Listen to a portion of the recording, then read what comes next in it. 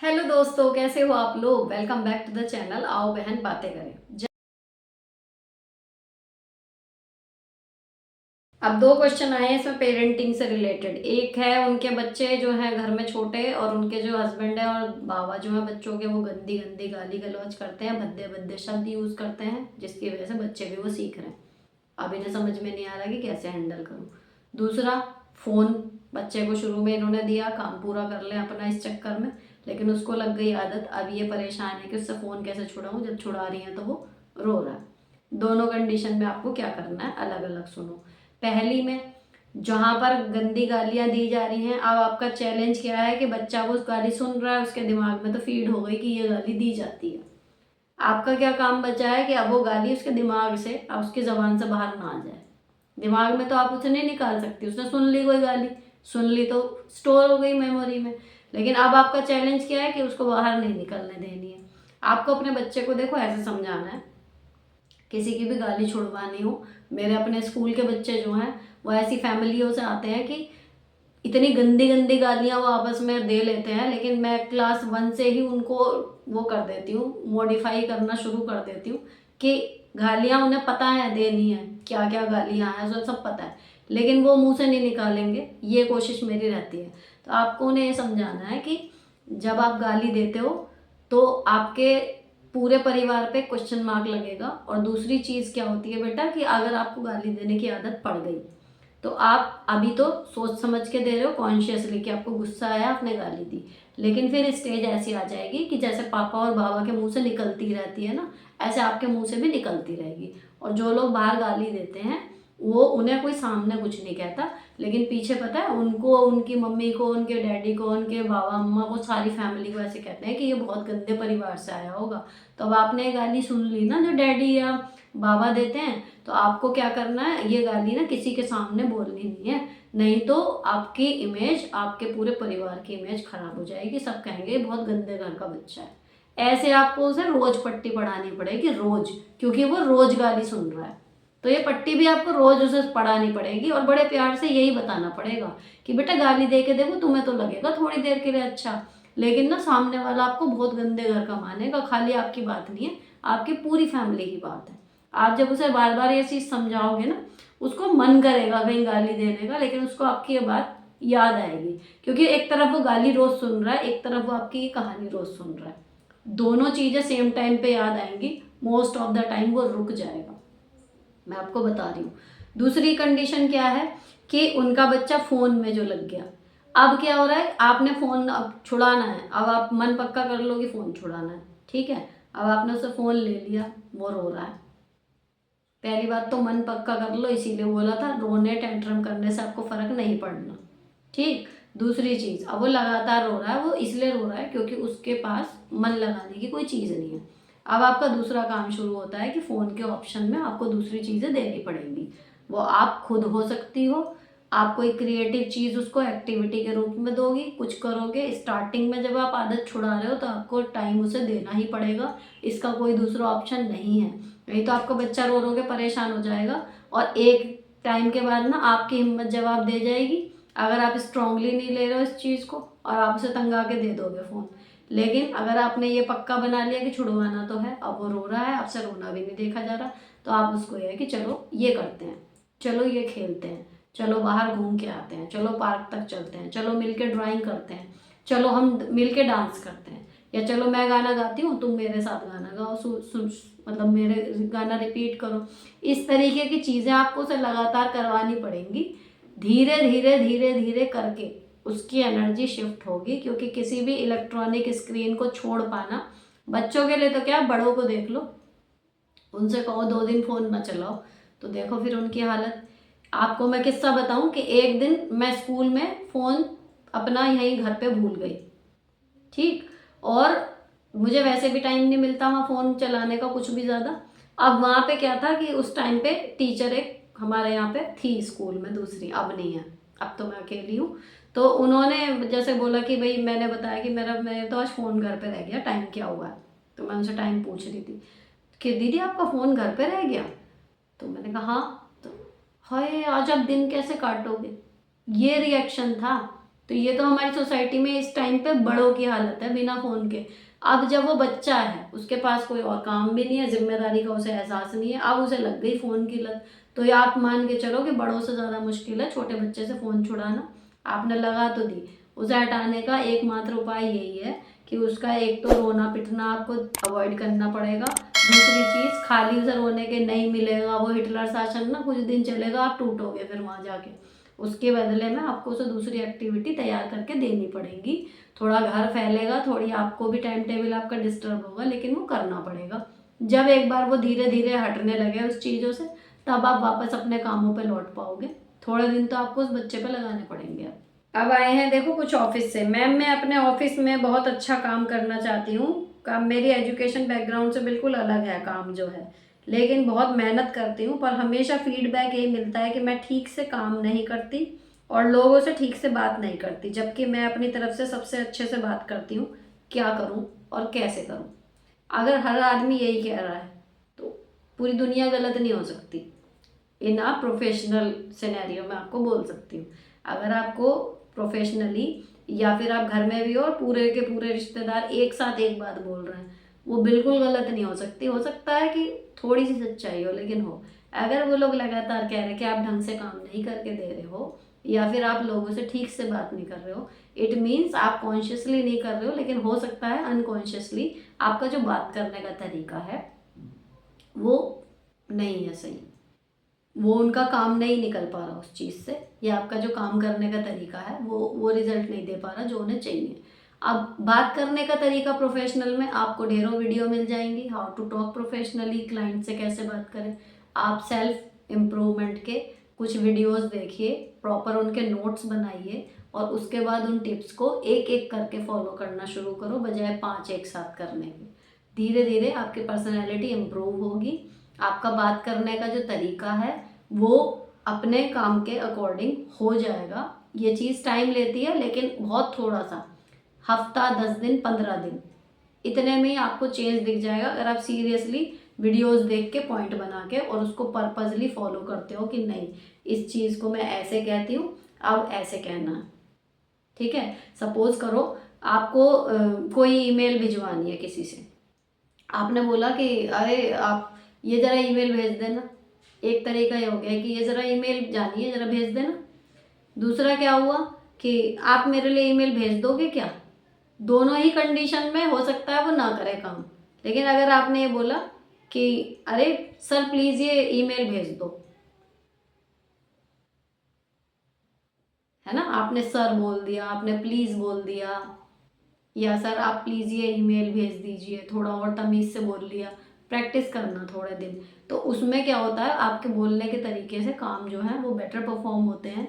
सबसे बड़ी बात, जब आप अच्छे से बात करते हो तो आपसे बात करने के लिए लोग इंटरेस्टेड रहते हैं। और जो चीज़ आपको नहीं भी आती ना, तो जब आप किसी से पूछोगे, या कई बार ऐसा होता है कि जब आप अच्छे से बात कर रहे होते हो तो सामने वाला खुद ही आपको कहता है कि अरे मैम आप ये ना करके ना ये कर लो।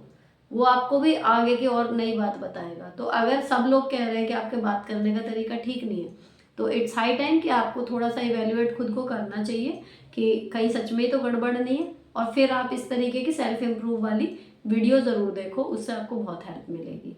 अब आया देखो एक इंटरेस्टिंग क्वेश्चन, पड़ोसी लोगों के बारे में कुछ बताओ यार। चुगली करना, फिर घर की कोई बात हो उस पर टोंट मारना, अगर हम अड़ोस पड़ोस में मिलजुल के रहते हैं नहीं तो अकेले कर देना। उनका हो सके तो इसका कोई सोल्यूशन बताओ। देखो सिंपल सोल्यूशन है, आप बैठ रहे हो, आप बात कर रहे हो, मुद्दा क्या आया कि घर की कोई बात हो तो उस पर टोंट मारना। आपको क्या करना है, अपने घर की कोई बात नहीं बतानी। वो बता रहे हैं, लेट्स बी ओपन, वहाँ आपकी मॉरल ड्यूटी क्या है कि उन्होंने भी कोई बात बता दी तो आप उसे तीसरे को ना बताओ। कोशिश ये रहे, भले ही कैजुअल में, बुराई में नहीं कि अरे आज वहाँ। ठीक, पहली चीज़ ये हो गई। दूसरी, जब आप कोई बात बताओगे नहीं तो उन तक कैसे पहुँचेगी? सपोज करो पहुँच भी गई, कोई बात इधर उधर से घूम के काम वाली ने बता दी, किसी और ने बता दी, आपके किसी फैमिली मेम्बर ने, आपने नहीं बताई, आपकी सास ने डिस्कस कर ली मान लीजिए, और उस पर वो कोई टोंट मार रहे हैं, लेकिन उनको पूरी बात नहीं पता। अगर आप अब उस टॉन्ट का जवाब देने के लिए जाओगे तो आप जो कहानी उन्हें नहीं पता ना वो भी बता दोगे, और उन्हें मिल जाएगा एक नया मसाला आगे फॉरवर्ड करने के लिए। तो आपको क्या करना है, सिंपली आपको प्रॉपर बैठना है, आराम से अपनी बैठक एंजॉय करो। मैं ये नहीं कह रही कि बैठो मत, मिला के रखो, सही बात है, पड़ोसियों से बना के रखो जितनी हो सके, लेकिन चुगली और वो सब चीज़ें जब चल रही हो, किसी और की चल रही है नहीं चल रही, उन्हें रोकना आपकी कोई जिम्मेदारी नहीं है। इंजॉय करने दो सबको जो कर रहे हैं, इसकी बुराई उसकी बुराई आप भी सुन रहे हो, ठीक है, रिएक्ट जितना आपका मन करे, मैं तो कहूँ वो कर दो। आपका मन कर रहा है, आपको मज़ा आ रहा है, मज़ा ले लो, लेकिन अपनी लाइफ से किसी को मज़े लेने का मौका मत दो। तो वो आपको अपने घर की बातें जो हैं वो डिस्क्लोज नहीं करनी, जब तक आपके मुंह से बात बाहर नहीं निकली तब तक वो आपकी है, आपकी चार दीवारी में है। और कोई खोद के भी पूछे ना, मैं तो कहूँ ऐसे बेशरम लोग भी होते हैं, अरे तेरी सास ने तो ये कहा था, ऐसा क्या हो गया था, क्या बात थी, तो भी आपको यही करना है कि अरे हो गया जो हो गया, आप क्या बात करनी छोड़ो। या तेरी सास तो ये है वह है, अरे जो उनकी आदत है आप मुझसे पहले से जानते हो, मैं क्या बताऊँ उसमें, चल रहा है बस जैसे चल रहा है सही है। कुल मिला के बातों को घुमा देना है अपनी तरफ से, कोई भी नई इन्फॉर्मेशन आपको नहीं देनी। तो आपके जो रिश्तेदार नहीं, जो पड़ोसी हैं, तो मैं आपको बताऊं जो रहस्यमय रहते हैं ना, जो अपनी सारी बातें डिस्क्लोज नहीं करते, उनको जानने की बड़ी इच्छा भी होती है लोगों के मन में, तो कहीं ना कहीं वो जुड़े रहते हैं।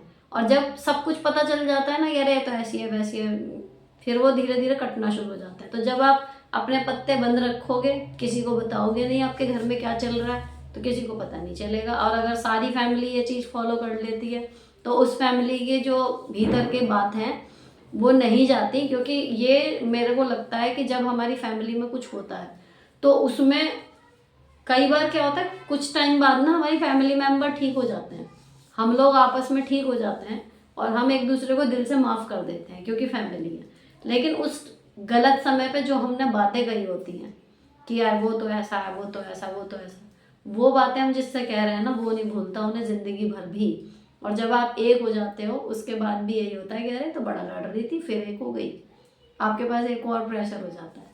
तो आपको क्या करना है कि अपने घर में जो आपकी फैमिली है, जो आपके ब्लड रिलेशन है, जिनके साथ आप एक मकान के अंदर रहते हो, आपकी आपस में क्या चल रही है, अपनी सेल्फ रिस्पेक्ट को बचाते हुए आप लड़ रहे हो, झगड़ रहे हो, आपके प्रॉपर्टी को लेके हो रहे हैं, कुछ भी है, वो एक अलग चीज़ है। लेकिन चार दीवारी के बाहर पड़ोसियों को, बाहर के रिश्तेदारों को उसमें इन्वॉल्व आप जितना कम करोगे उतनी आपके चीज़ें सॉर्ट होने की संभावना ज़्यादा रहेंगी, ईजियली सॉर्ट हो जाएंगी।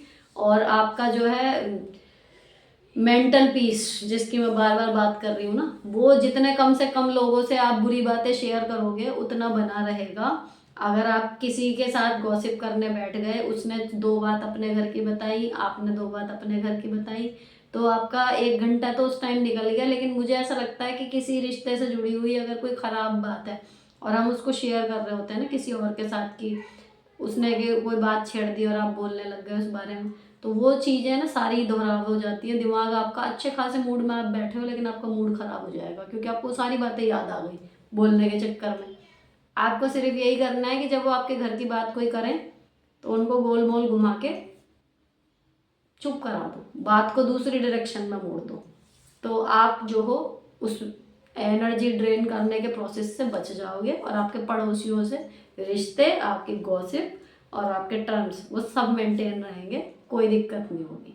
ये जो पीहर छूटने वाला भी आया था ना इससे पहले क्वेश्चन, उसी से रिलेटेड ऐसा ही एक और है कि कुछ प्रॉपर्टी का चक्कर है। अब मैं इसके डीप में नहीं जा रही, काफ़ी बड़ा इसका है, तो मैंने पढ़ लिया, जो शॉर्ट इसको मैं करके बताऊं तो यही है कि प्रॉपर्टी का जो सीन है उसमें अभी तक चल रहा था सब कुछ, लेकिन जब बहनों और भाइयों की बात थी तब तक ठीक था। अब जब भाई की शादी हुई है, भाभी आई है, उसने कुछ अपना हिसाब लगाया और उसको लगा कि वो नुकसान में जा रही है, तो उसने पैसों को लेके थोड़ा इशू क्रिएट किया।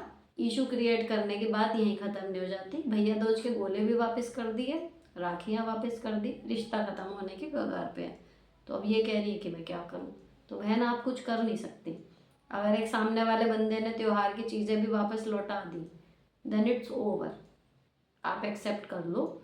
और जो भी आपका पैसे का मुद्दा है कि पैसे बराबर बराबर चल रहे हैं, चलने दो, लेट इट बी। आप अब उसको संतुष्ट नहीं कर पाओगे, क्योंकि जो आपने इसमें पूरी अपनी बात लिखी है, आप ऑलरेडी कुछ गलत कर ही नहीं रहे थे, तो उसको ठीक करने का ऑप्शन वहीं तक है ना। जब आपने पता हो कि आपने ये गलत किया था, चलो इसको ठीक करने की कोशिश करें। जब आप कहीं गलत कर ही नहीं रहे, तो अब सामने वाला गलत समझ रहा है तो समझ ही रहा है, फिर आप उसको कन्विंस नहीं कर सकते।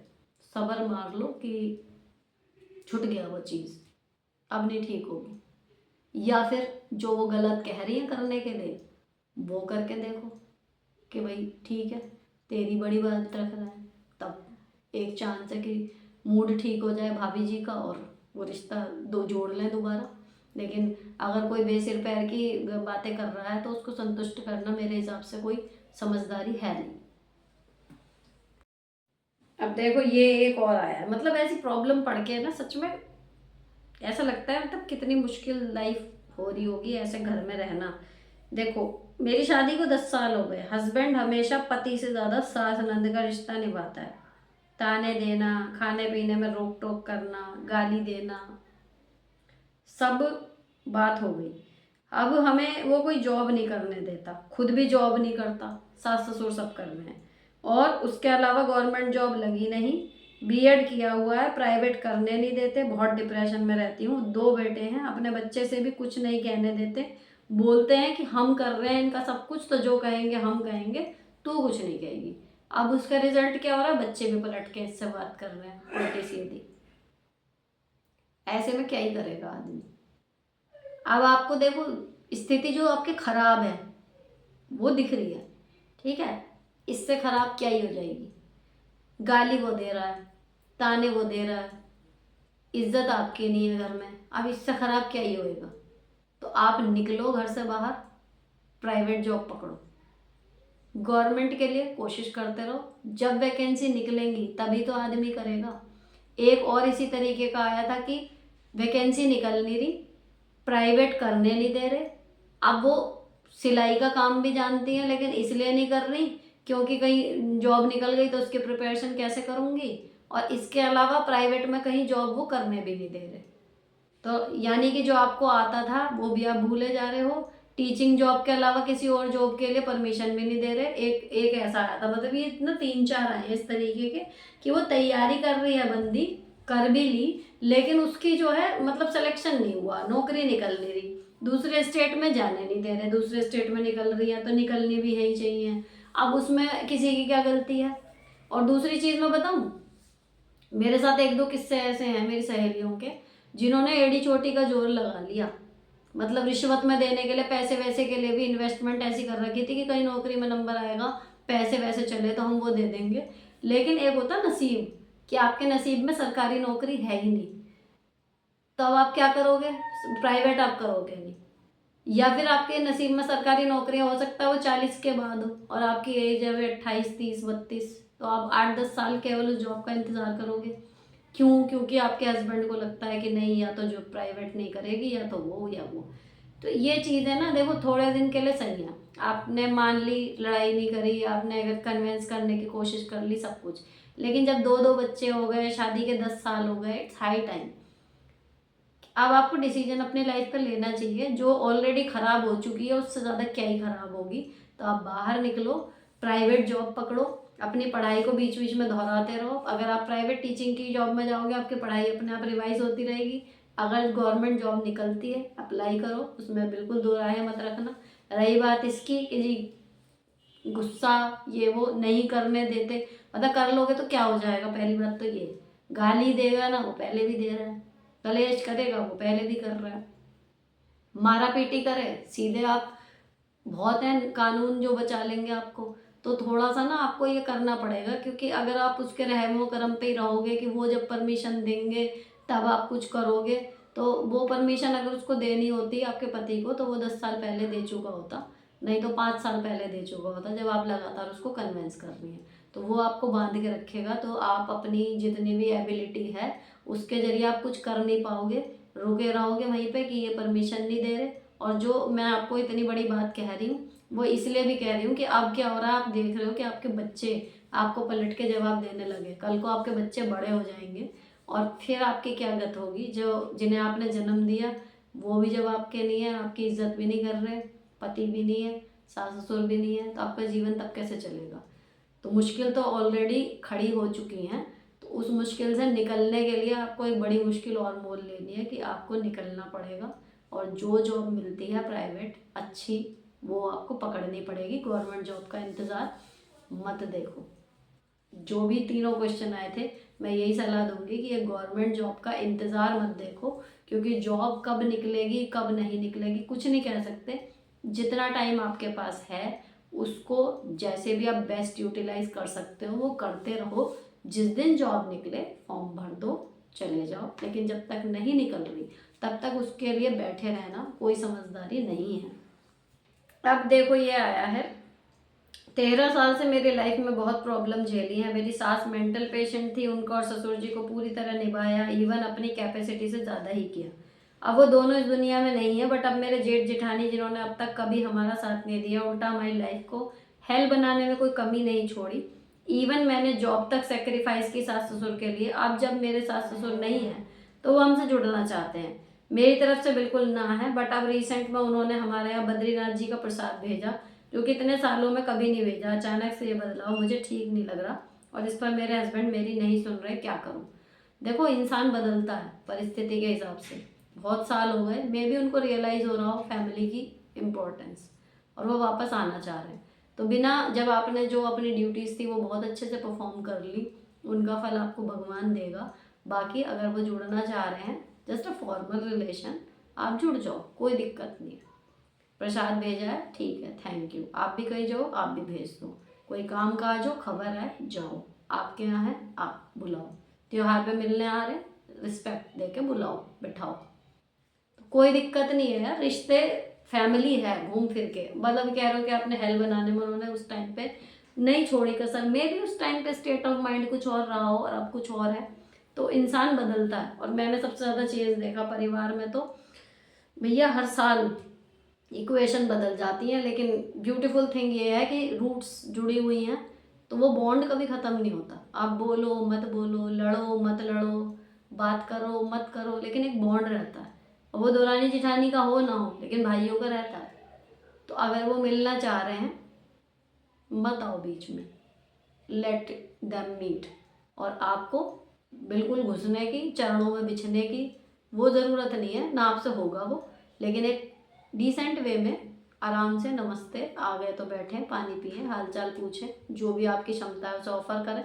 ये नहीं कि आप वो आए हैं तो आप 4 कोर्स मील बनाएं, ऑल दैट, ये वो, आप बिल्कुल अरे दीदी ये वो ओवर मत करो, वो हो ही नहीं पाएगा कंटिन्यू। लेकिन एक नॉर्मल वे में आप रीस्टार्ट करके देखो, क्योंकि अगर कुछ गड़बड़ हुई आगे तो आपके हस्बैंड भी कोई बच्चे नहीं है, उनको भी दिखाई देगा, अपने आप पीछे हटेंगे। लेकिन अभी आप रोकोगे, अब वो जिद पे आ जाएंगे कि नहीं, अब ये मना कर रही है, मेरे घर वालों से मिलने नहीं दे रही। उनका मन है लेट मीट, मिल लो एक बार और चालू कर दो थोड़ा बहुत अपना रिलेशन। सब कुछ ठीक हो गया तो आपके लिए भी बढ़िया ही है भाई, परिवार का एक घर हो जाएगा। और अगर नहीं हुआ तो कोई बात ही नहीं है, सेकंड चांस देना मतलब बनता है, दे दो, कोई दिक्कत नहीं है।